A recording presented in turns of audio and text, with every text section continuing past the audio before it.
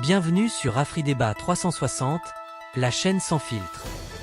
Analyse, débat et décryptage de la politique africaine. AfriDébat, le radar de l'Afrique. Abonnez-vous, likez et partagez.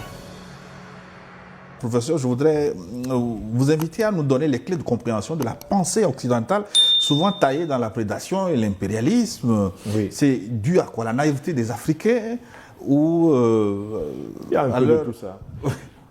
Gilles, il faut bien savoir ce qu'on entend par l'Occident. C'est cette partie du monde qui s'étale entre l'Europe et maintenant l'Amérique du Nord. Il faut savoir que l'Amérique du Nord, c'est accidentellement. Parce que les Occidentaux qui sont en Amérique du Nord sont des descendants de colons. Ils ont exterminé les Indiens d'Amérique. Ensuite, ils ont esclavagisé les Noirs d'Afrique pour construire l'Amérique. À la base, ils ne sont pas américains. Mais l'Occident, au sens politique du terme, englobe l'Europe, les États-Unis et leur dominion dans tous les océans. Le Japon est occidental. Par sa politique, Israël est occidental. L'Australie est occidentale. Donc le concept d'Occident a plusieurs strates. Mais l'Occident originel, c'est-à-dire l'Europe, c'est le continent le plus pauvre en matières premières naturelles, en ressources naturelles de la planète. C'est le continent sans pétrole, sans or, sans gaz, sans manganèse, sans lithium, sans coltan. C'est le continent qui manque de tout. Et donc, très tôt dans leur histoire, mettons il y a 600 à 700 ans, les Occidentaux ont pris conscience, par les explorations qu'ils avaient commencé à faire, qu'ils étaient le continent le plus pauvre du monde. Donc la psychologie de l'occidental en particulier, et de l'élite politique occidentale est dominée par une angoisse existentielle. Ils ont peur du lendemain. Parce que la rareté est leur condition de vie. Si vous y ajoutez la rigueur du climat, la violence du climat, vous vous rendez compte que ce sont des peuples qui ne pouvaient finalement exister qu'en s'entretuant. Et l'histoire en Occident, c'est l'histoire des guerres occidentales, entre eux. Guerre de 30 ans, guerre de 100 ans, guerre de ceci, parce les qu'ils manquent de croisades. tout. Ce qui fait que la politique internationale pour eux, c'est l'art de la rapine, c'est l'art du pillage, c'est l'art de l'attaque en traître pour s'emparer des richesses des autres. L'accumulation qui a rendu possible le premier capitalisme occidental, c'est l'accumulation des êtres humains et des choses volées. Et la colonisation, ce n'est rien d'autre que la deuxième grande accumulation occidentale. Venir s'emparer des gens et les traiter comme esclaves chez eux. Nous sommes dans la période de la troisième grande phase d'accumulation, l'accumulation néocoloniale et impérialiste, qui consiste à instrumentaliser le droit international, instrumentaliser les organisations internationales, imposer des valets à la tête des pays qui sont sur des continents les plus riches afin de continuer à les prédationner. Donc il faut qu'on sache que la psychologie politique occidentale est une psychologie essentiellement prédatrice. Et la contradiction de cette psychologie vient de la religion que l'Occident revendique. Il revendique la chrétienté. Et le Christ, c'est le Dieu d'amour. C'est celui qui a dit « aime ton prochain comme toi-même ». Si vous voulez comprendre la politique occidentale, vous devez vous souvenir que c'est exactement le contraire du commandement du Christ. C'est « déteste ton prochain comme jamais tu ne te détesteras toi-même ». C'est l'antichrist qui est mis en œuvre à travers la traite négrière, à travers la colonisation et la néocolonisation. Alors, quand ils baissent le ton, quand ils font semblant d'être conciliants, c'est souvent parce qu'ils sont à la recherche de nouvelles failles. Ils sont à la recherche de nouvelles faiblesses. Ils sont à la recherche de nouvelles zizanies. Puisque, en fait, dans ces trois phases d'accumulation, ils ont utilisé le diviser pour mieux régner. Donc, nous devons, en Afrique, noter ad vitam aeternam qu'il faudra mettre une veille systématique sur les manœuvres idéologiques, spirituelles, intellectuelles, économiques, stratégiques, diplomatiques de l'Occident. Ça, il ne devrait pas y avoir un âge d'or où les Africains retourneraient dans une espèce d'innocence et espéreraient que l'Occident ait compris leur résistance. Il faudra résister. Mais la deuxième chose, pour conclure, que je voudrais dire sur ce point, c'est nous avons des faiblesses internes à nos propres sociétés. Pourquoi? Parce que notre élite a été formée en Occident. Moi, je suis docteur de l'université Charles de Gaulle, Lille 3. Et le programme avec lequel on m'a formé à Yaoundé au Cameroun ou à Abidjan en Côte d'Ivoire était largement un décalque du programme des facultés françaises. Donc vous imaginez que quand on a toute une élite qui a été moulée dans le narratif, dans la grammaire, dans la bibliothèque coloniale, la bibliothèque néocoloniale, il y a un effort immense à faire pour se rendre compte des fois où on est en train de jouer le jeu du dominant. Parce qu'en fait, on parle sa langue, là, nous parlons sa langue, et on utilise ses concepts, on utilise ses théories, on utilise son histoire de la philosophie, son histoire des idées, et par là, en fait, on reproduit, même involontairement, son système.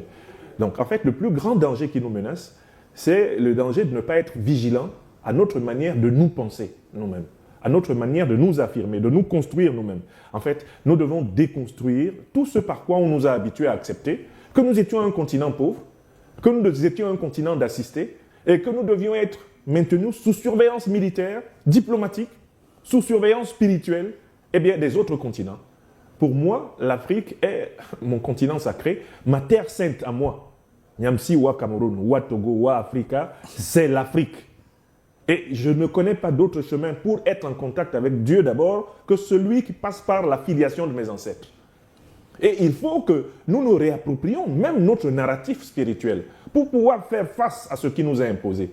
Parce que tant que nos terres saintes seront essentiellement les terres saintes des autres, nous ne serons pas considérés à juste point comme les égaux des autres peuples de la planète. Il y a donc une quadruple libération spirituelle, intellectuelle, idéologique, économique et tout naturellement politique, géostratégique, géopolitique qui nous est imposée pour toujours. Parce qu'eux, ils ne lâcheront pas, parce qu'ils n'auront toujours pas de pétrole dans leur sol, ils n'auront toujours pas d'or, ils auront besoin de nous voir, nous affronter nous-mêmes pour pouvoir reprendre leur position dominante. Oui, si l'AES tient aujourd'hui, surtout sur le plan de la défense, c'est parce qu'elle est arrivée à nouer un partenariat solide avec des pays comme la Russie, la Chine ou la Turquie. On peut augmenter la liste. Est-ce un changement de paradigme ou simplement un changement de Twitter, comme le disent certains? Oui, avant de répondre à la question elle-même en tant que telle, je voudrais revenir sur la définition de l'Occident qu'il a donnée. Au fait, aujourd'hui, l'Occident, c'est quoi? C'est la race blanche et le grand développement économique. Bien sûr. Eux-mêmes savent à quel prix ils ont eu ce développement. Et face à eux, il y a les Noirs. Comme tu n'es pas surpris que le sort du Noir en Afrique soit le même que le sort du Noir dans les Antilles, en Amérique, en Europe, en Asie, à Haïti, en Nouvelle-Calédonie, en Australie. Les aborigènes, ils sont noirs. En Australie, eux, ils sont les plus miséreux, les plus exploités, les plus piétinés. Et il a parlé de religion. Les gens se définissent comme une culture judéo-chrétienne. Au fait, mais c'est un barbarisme judéo-chrétien. Les juifs ne sont pas chrétiens. Voilà. On ne le dit pas, mais comme c'est une expression que les Blancs nous ont amenée, on a pris, on avale des deux mains, des deux gorges. Judéo-chrétien, ça veut dire quoi? Or, ces gens qui se réclament de cette religion, qui ont donc lu la Bible, où on dit, bon, si on te donne une gifle, tant l'autre joue. Bon, ils n'ont pas seulement lu la Bible, ils ont lu Hegel aussi. Laisse-moi parler. La dialectique volonté de puissance. Attends, est-ce qu'on distribue Hegel, Nietzsche ou Spinoza en Afrique? Tu as vu un blanc qui est venu avec ses livres pour donner à un Africain? Non, c'est la Bible qu'on donne, qu'on vend même, jusqu'à aujourd'hui. Donc, quelqu'un qui a lu cette Bible, qui contient ce qu'elle contient, c'est les mêmes qui ont inventé la notion des droits de l'homme, 1792 ou machin, après la Révolution française. Ok, tout ça c'est bien. Gilles, tu ne te demandes pas comment quelqu'un qui a cette culture judéo-chrétienne, empreinte d'humanisme, est venu attraper tes grands-parents pour aller les vendre. 200 millions. Qu'on les tuait, qu'on les mettait au fer, on les noyait, on en faisait tout ce qu'on veut. Pourtant, Jésus-Christ était déjà né. Et il avait dit de ne pas faire ça. Et il avait dit de ne pas faire ça. Oui, il avait dit ça. Pourtant, c'est eux qui ont fait la Déclaration universelle des droits de l'homme. Ils ont recommencé après. Moralité de l'affaire, c'est que dans les droits de l'homme, les Noirs n'étaient pas prévus. On ne les considérait pas comme des hommes. Voilà. Les Noirs n'étaient pas prévus comme des hommes. Oui, tout à fait. Et aujourd'hui, à la limite, peut-être j'exagère, hein, la culture judéo-chrétienne, si elle a un regret, c'est de n'avoir pas éliminé les Noirs comme ils ont fait des Indiens d'Amérique. Mais nous, notre chance, je l'ai dit ici déjà, hein, c'est le moustique. Hein. il y avait le paludisme. Ils ne pouvaient pas s'installer. Les pays africains qui n'avaient pas le paludisme, l'Algérie, la Tunisie, le Maroc, l'Afrique australe, mais ils se sont installés, ils ont dit Algérie française. Ce n'est pas moi qui le dis, ce n'est pas une expression de moi. Les bourgs et les choses en Afrique du Sud, ils ont dit que c'est leur pays. Ils sont devenus africaners. Ils sont devenus africaners. Donc, tout cela fait que aujourd'hui, c'est le Sahel, c'est l'AES qui commence à allumer la flamme de l'espoir dans le cœur de tous les Noirs à travers tous les continents. Dis-moi pourquoi cette flamme-là s'éteindrait alors qu'ils sont des millions à travers le monde qui entretiennent cette flamme. Qui adhèrent. Maintenant, la réponse à ma question. La question, c'était quoi même? S'allier à la Russie, à d'autres puissances. Mais attends. Moi, je veux bien réagir là-dessus, mais je laisse commencer, puis je vais venir. Non, faisons attention avec la Russie. Ce n'est pas aujourd'hui, dans les crises actuelles, que les pays du Sahel sont allés en Russie. La Russie était là au moment des indépendances. La plupart des pays africains ont eu leur indépendance des mains de ces judéo-chrétiens grâce à la Russie orthodoxe. Il faut qu'on explique les choses aux gens. Donc aujourd'hui, la Russie ayant aidé des Africains à devenir indépendants, elle est rentrée chez elle. Elle n'a pas mis de base militaire, elle n'a pas mis des sites d'exploitation de monnaie, d'or, d'argent, elle n'a pas imposé une monnaie genre Adolf Hitler, parce que le franc CFA est copié sur le modèle de la monnaie que les nazis avaient imposé aux Français. Les Noirs ont commis l'erreur dans leur naïveté d'aller aider les Français à chasser les nazis et les Français se sont retournés contre eux avec la monnaie que les nazis leur ont imposée. Mais tout ça, quand tu parles, comme je parle, on dirait non, que toi tu es ennemi des gens. Je suis ennemi de qui? C'est les faits. Donc, maintenant, les Russes ont vu trop le sang et les larmes couler en Afrique. Les Chinois, qui sont d'impitoyables hommes d'affaires, ont vu trop les larmes et le sang couler en Afrique. Même la Corée du Nord, qui est si loin, qui n'est pas habituée, disons, à la savane africaine, ils se sont rendus compte que les larmes et le sang coulent trop en Afrique. C'est pourquoi ils ont dit non. Nous, on les considère comme des humains.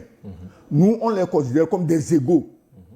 On ne peut pas les laisser se faire traire et maltraiter par les mêmes depuis 2, 3, 4, 5 siècles. Donc les Russes ont proposé leur service. Tout à l'heure, j'ai vu les entraînements de l'armée malienne au temps. Avec des morceaux de bois. Avec des morceaux de bois. Les néocolonialistes. On fait transporter un gros tronc d'arbre à un soldat, on dit que c'est le 12-7, le canon, le grand canon. On dit, et tu vois un soldat français manipulant le bois et faisant dans sa bouche. Si ce n'est pas qu'on nous prend pour moins que des chiens, est-ce que cela est possible? Est-ce que cela est possible? Donc les Russes, les Chinois, les Turcs, même les Iraniens, ils en ont marre de voir les mêmes personnes s'enrichir sous le dos des Noirs qui ne respectent pas. Merci de nous avoir suivis. N'oubliez pas de vous abonner, de liker et de partager pour ne rien manquer de nos prochaines vidéos. AfriDébat, le radar de l'Afrique.